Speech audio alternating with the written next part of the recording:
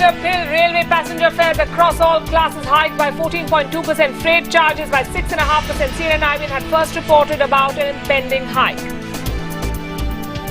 महंगाई तो दिन ब दिन बढ़ती जा रही है. हमारे गरीबों की जैसे हालत और भी दिन ब दिन खराब होती जा रही है. If I get an equivalent service with the fare, I don't think there is a problem. I think since independence there is no such hike has been happened till date. I was forced to implement the order that was done by my earlier government. इसको roll back करो. जो वादा किया है इसको निभाना पड़ेगा, नहीं तो जाना पड़ेगा, हम लोगों को सड़क पर आना पड़ेगा. The centre defends the rail fare hike, says it was the previous government's decision implemented now to meet the annual expenditure of railways. The opposition parties seek a rollback. The Modi government's first bitter pill. That's our top focus here this evening. I'm Ananya. Good evening, I'm Palki. You're watching News 360. Also in focus, the war of words over Hindi. The centre on the back foot clarifies that Hindi on social media is only for Hindi-speaking states. This after Jayalalitha became the latest critic to write to the Prime Minister opposing that decision. 16 Indians evacuated from violence-hit areas in Iraq. The MEA says all 40 construction workers abducted in Mosul are safe. One of them fled the militants and contacted the embassy in Baghdad. 6 months, Supreme Court asked them to look at a solution to us. Wasn't that in contempt of court? Builder made this building with the nexus and with the help of the BMC. The BMC should get punished. High drama in Mumbai today. Residents block BMC officials from entering the Campa Cola Society as the deadline to vacate illegal flats ends today. The commission will wait till Monday, decides to sue the residents for contempt. More bad news for the Aam Aadmi. Power charges to go up in Delhi from next month, announces the electricity regulator after all suppliers push for a hike. Battle for the top spot tonight in the group of death as Italy take on a confident Costa Rica after the 3-1 win over Uruguay in their opening game. I have requested the Director of All India Institute of Medical Sciences to constitute a committee of experts and examine the child, diagnose him and plan his treatment. A panel of doctors from AIIMS examines Aryan after a direction from the health minister. The hospital also offers partial treatment to the child with a rare genetic disorder. It's a CNN-IB and Change.org impact.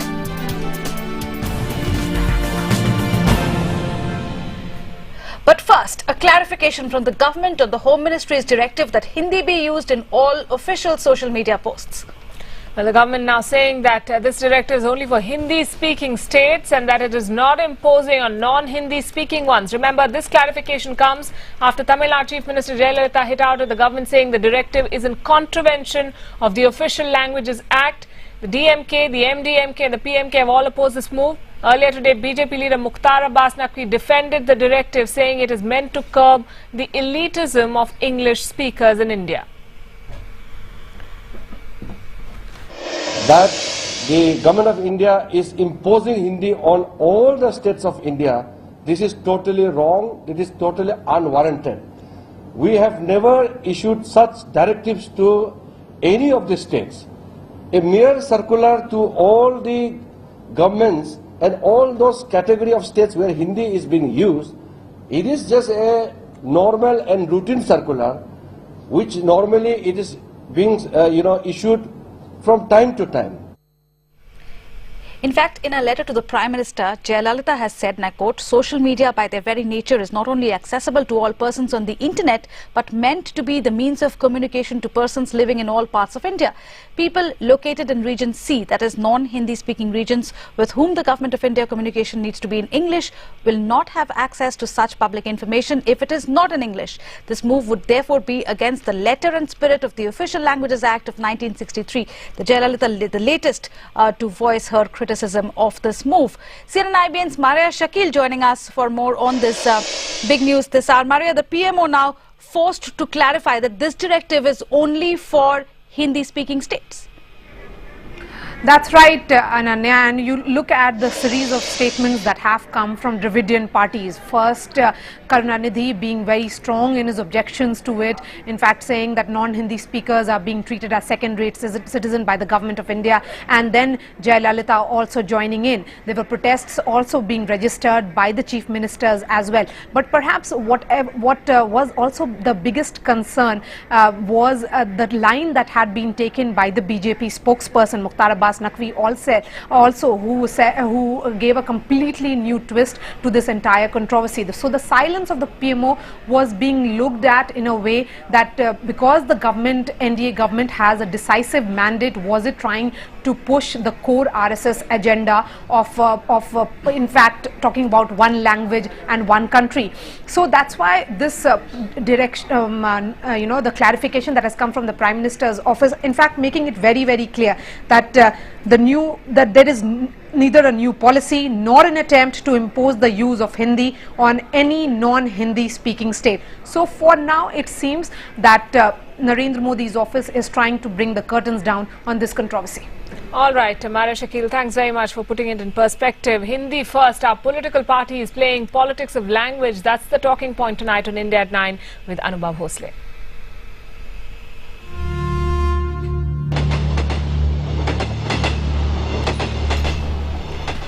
And the other big story this evening, it's the Modi government's first bitter pill.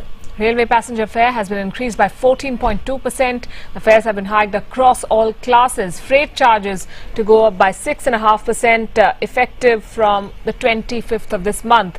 The hike is through a fuel adjustment component. The UPA government had kept the fare hike decision pending as it went into the general election.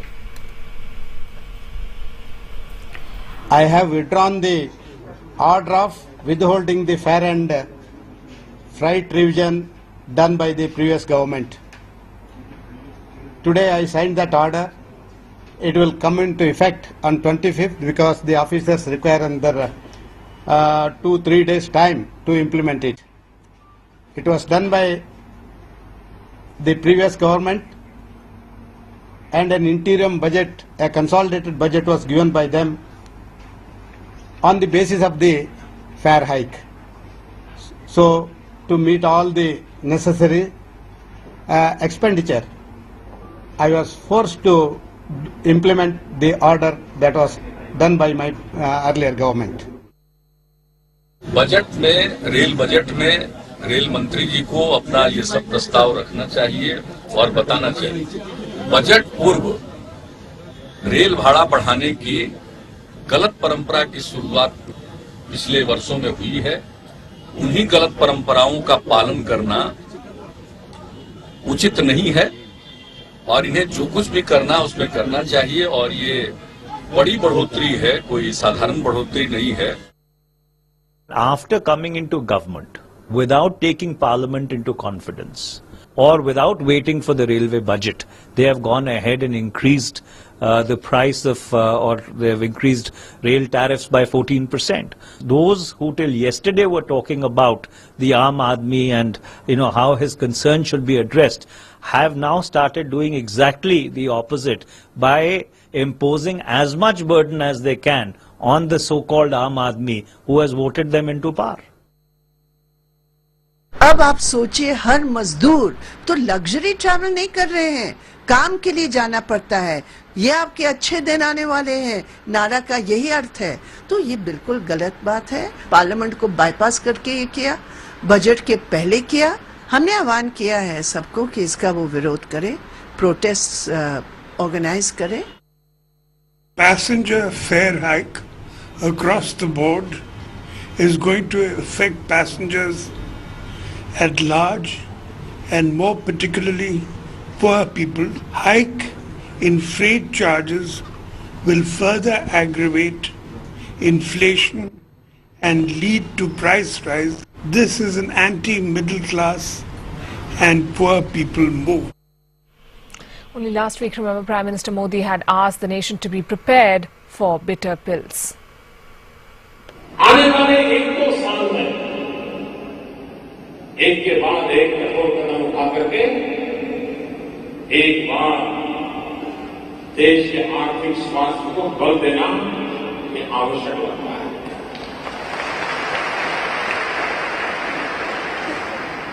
मैं जानता हूं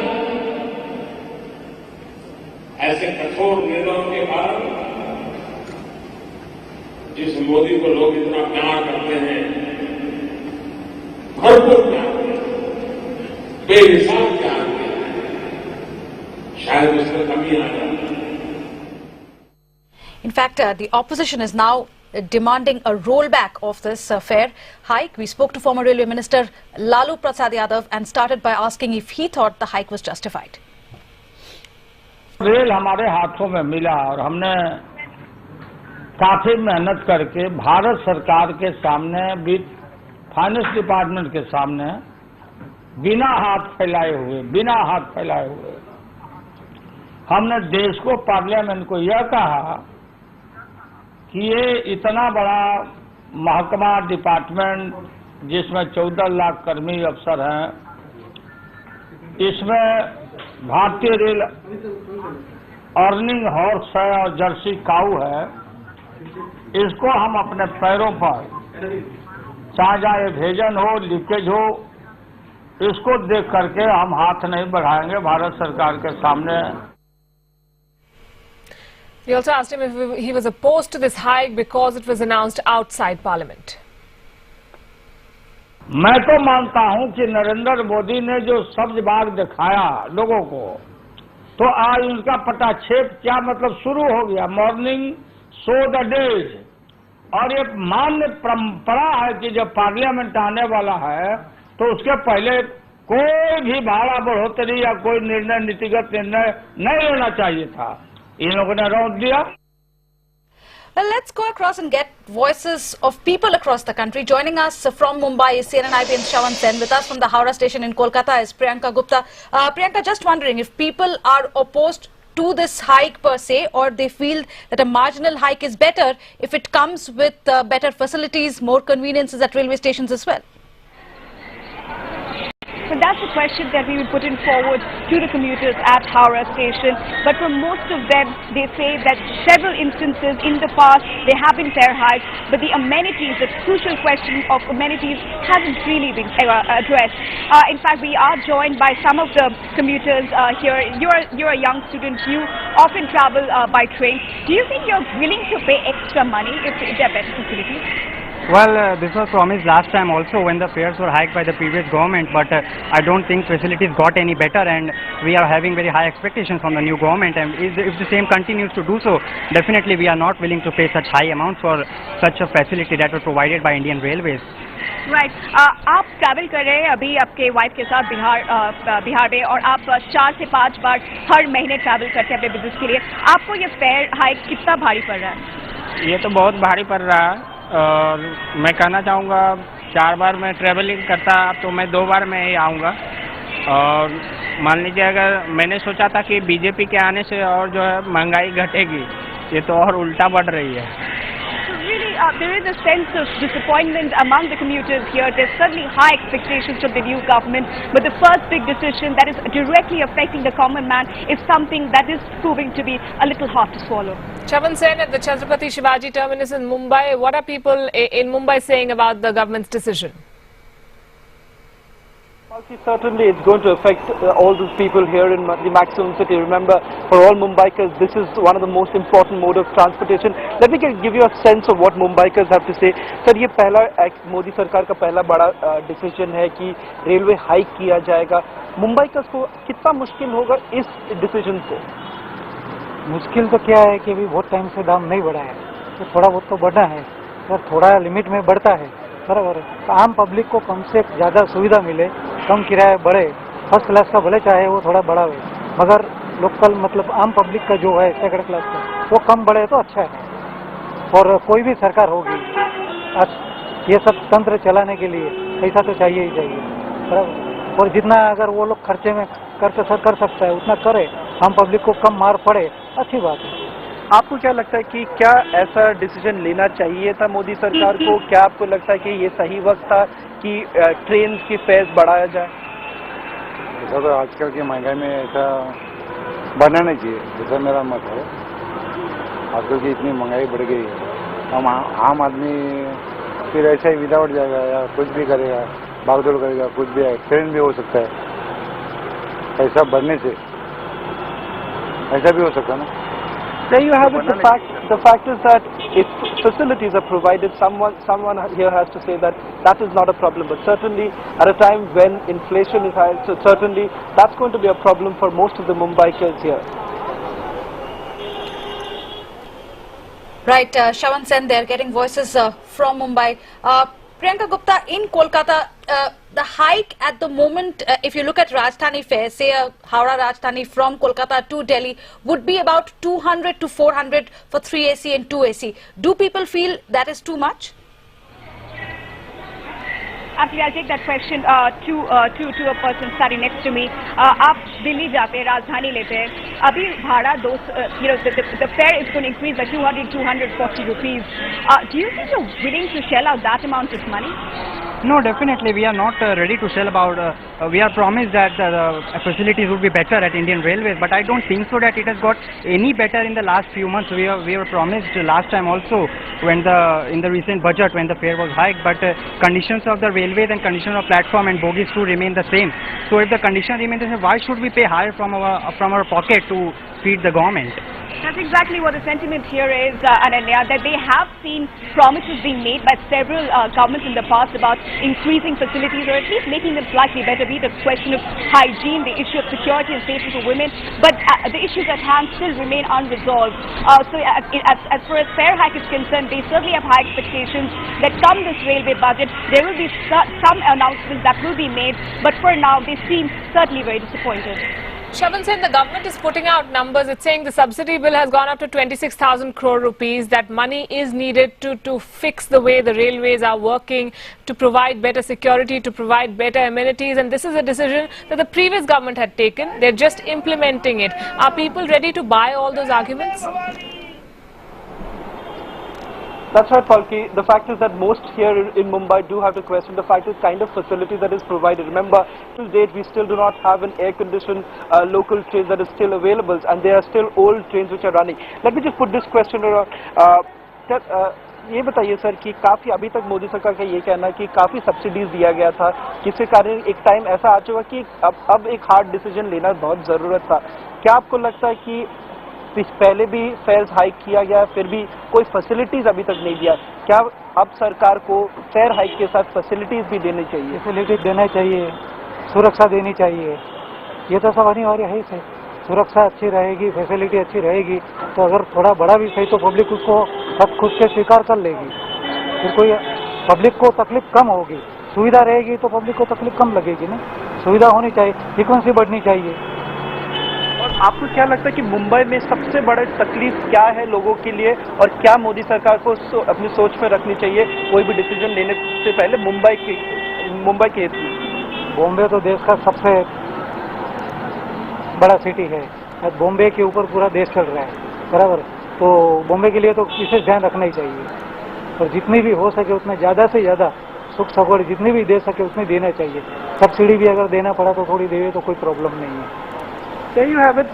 Even if it requires some subsidies should be given as far as Mumbai is concerned, that should be given, especially keeping in mind the kind of service, the kind of amount of people who actually take the local train. But as far as facilities are concerned, remember Mumbai still lags behind as far as these local trains are concerned, because till date not even one single air-conditioned local train is there, even though there have been talks of it.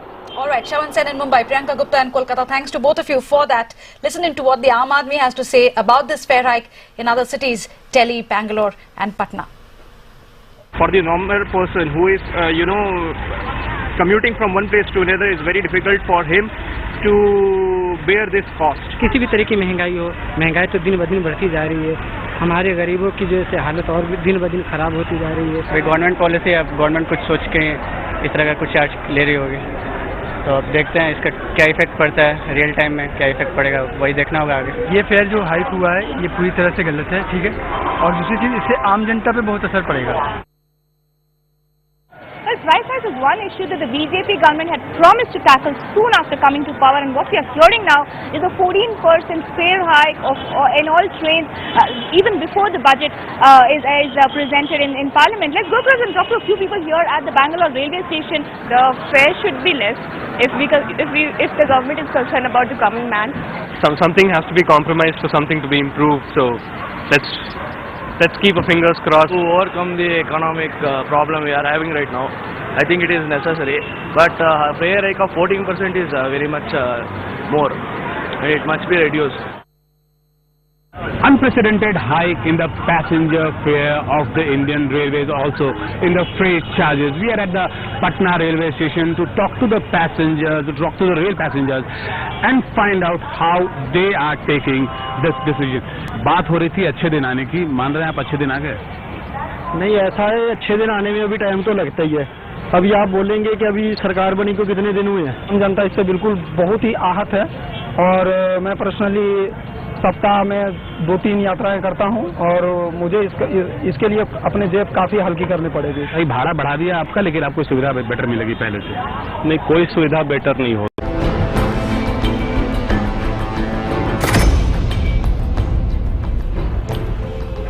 Let's get to the latest on the Iraq crisis now.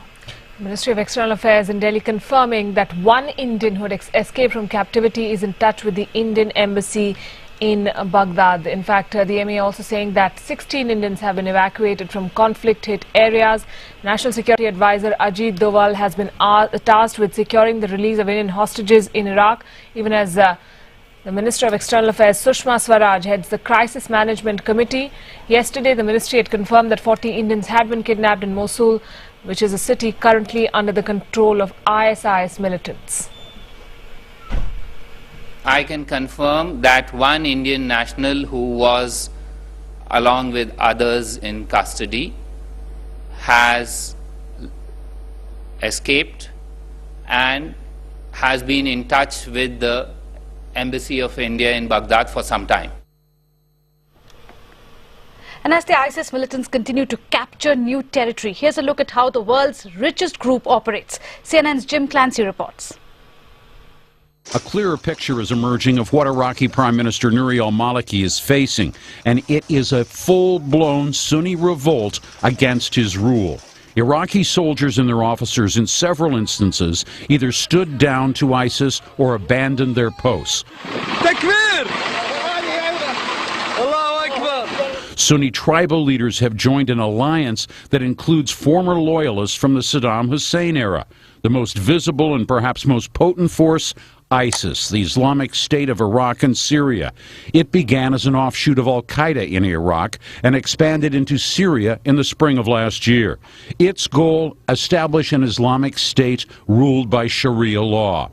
ISIS is made up of fundamentalist Sunni Muslims, many of them foreign fighters. It's estimated that there are as many as 10,000 members. ISIS is known for its brutal and indiscriminate attacks.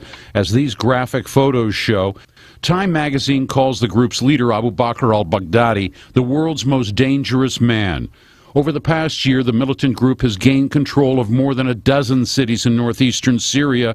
It is now launching its offensive against Iraq. ISIS is benefiting from its partnership with Sunni tribesmen, other militants, and former members of Saddam Hussein's military. That alliance, as many call it, may make a more formidable foe for the Prime Minister, but it also raises questions about just how long such an alliance can hold together. Jim Clancy, CNN.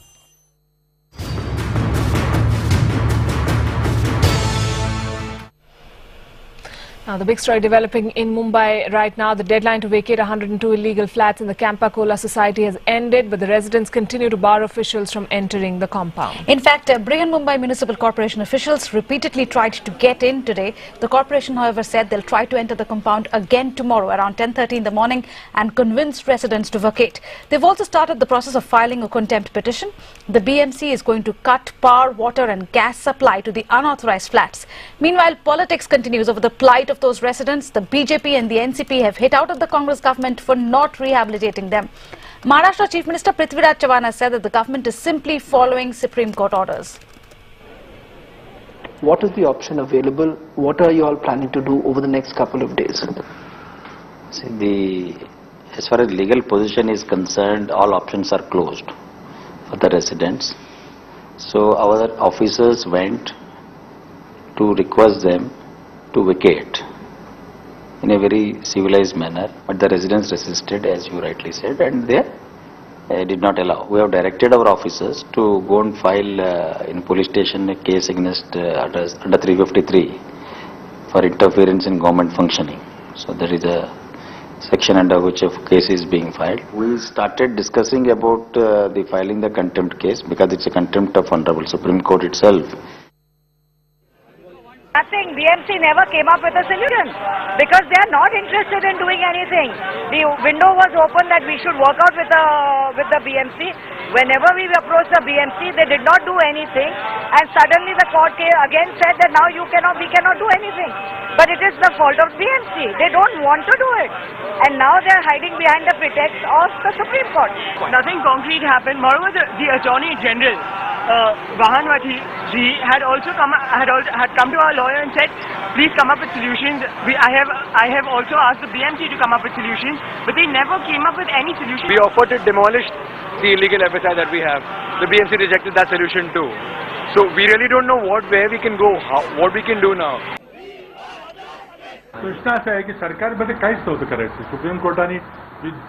There were orders from the Supreme Court on the case, so there cannot be political interference.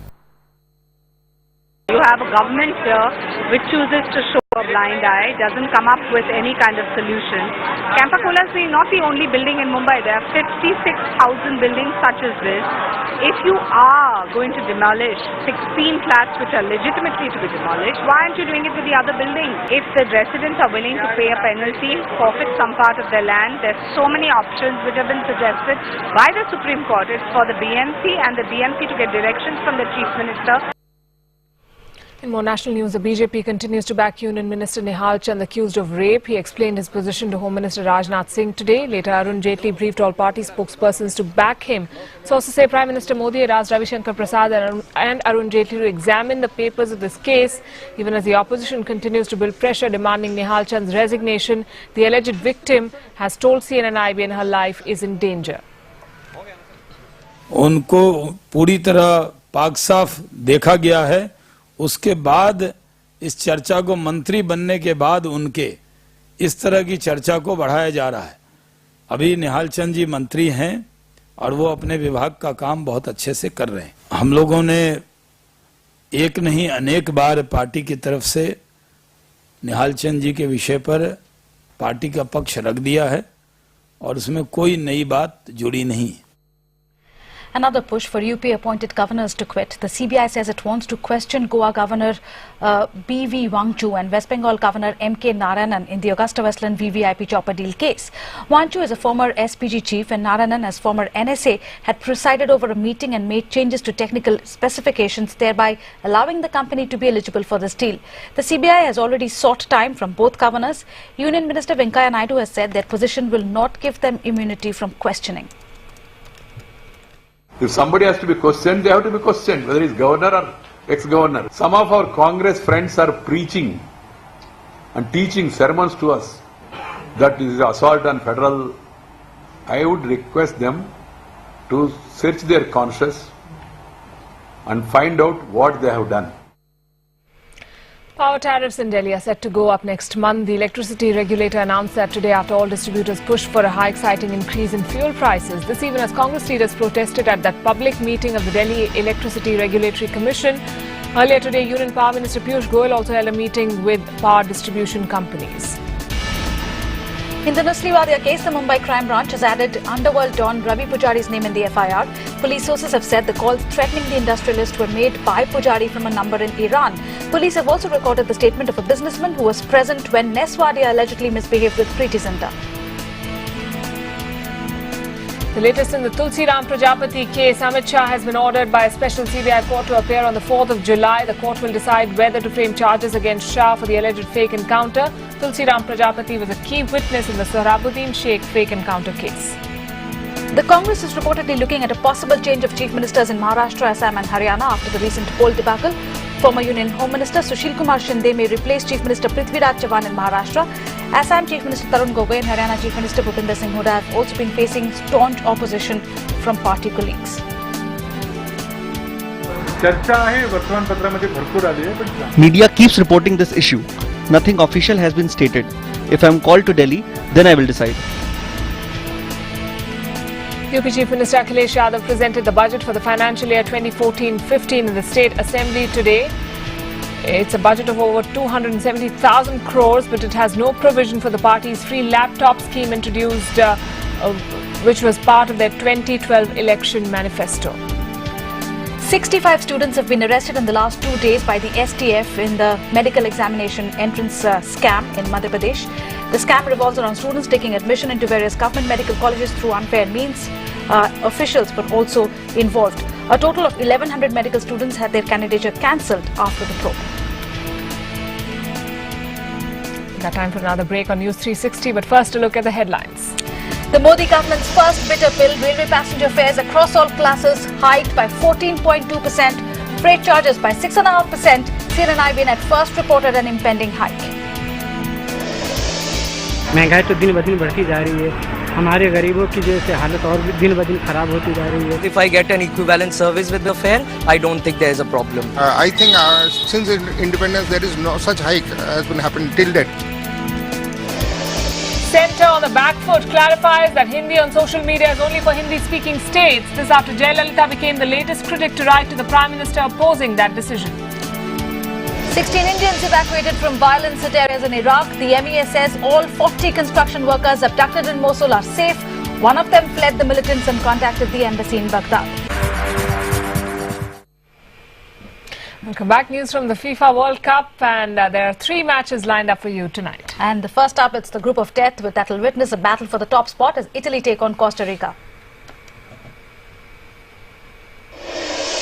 They opened their campaign with a well-plotted win over England, while Mario Balotelli displayed yet again that his caliber is as a top-notch striker. It will be midfield maestro Andrea Pirlo who will once again try and orchestrate Italy's attacks. The Costa Ricans, though, will be up for the challenge after a terrific start when they outclassed Uruguay 3-1 in their opening game, switching flanks with great speed. The Central Americans' midfield will yet again be looking to provide striker Joel Campbell the crucial throws. In the second game tonight, we'll see the 1998 world champions France facing off against Switzerland. Well, both teams are coming off morale-boosting wins from their opening games and will want to stamp their authority in Group E. A spot in the final 16 will be at stake when France and Switzerland take the field at Salvador later tonight. But Didier Deschamps' France, who cruise past a hapless Honduras, will want to be wary of being complacent, given the never-say-die attitude the Swiss displayed against the much-fancied Ecuador. It will be tough and challenging, and when you look at what has happened in the other groups, there are no minor teams, no minor matches.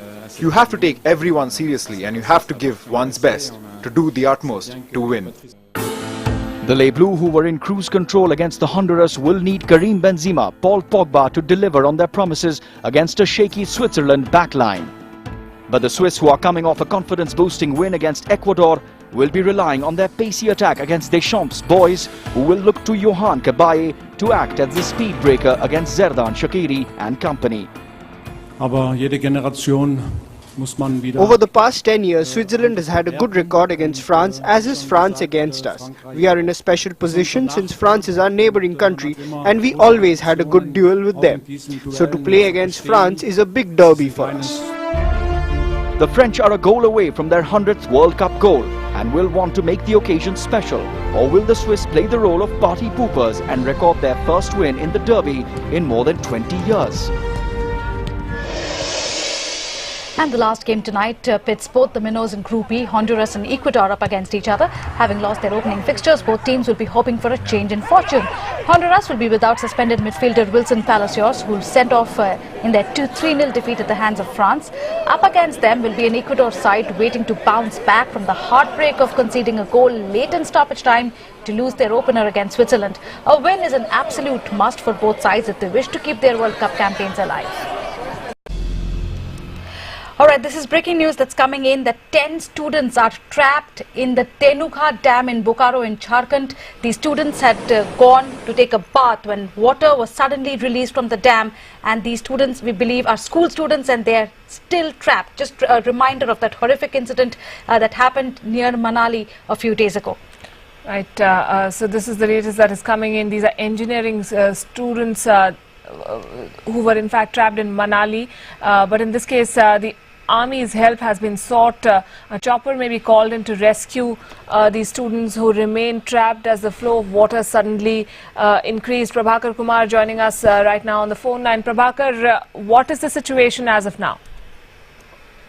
See, these are 10 school students who had actually gone there for the picnic in the Tenugha Dam area. This is part of the Damodar Valley, DVC Damodar Valley Corporation project, and this is a very important tourist spot as far as the Bokaro in Jharkhand is concerned, and usually every day hundreds of people, they assemble there and they like to take a dip in that dam.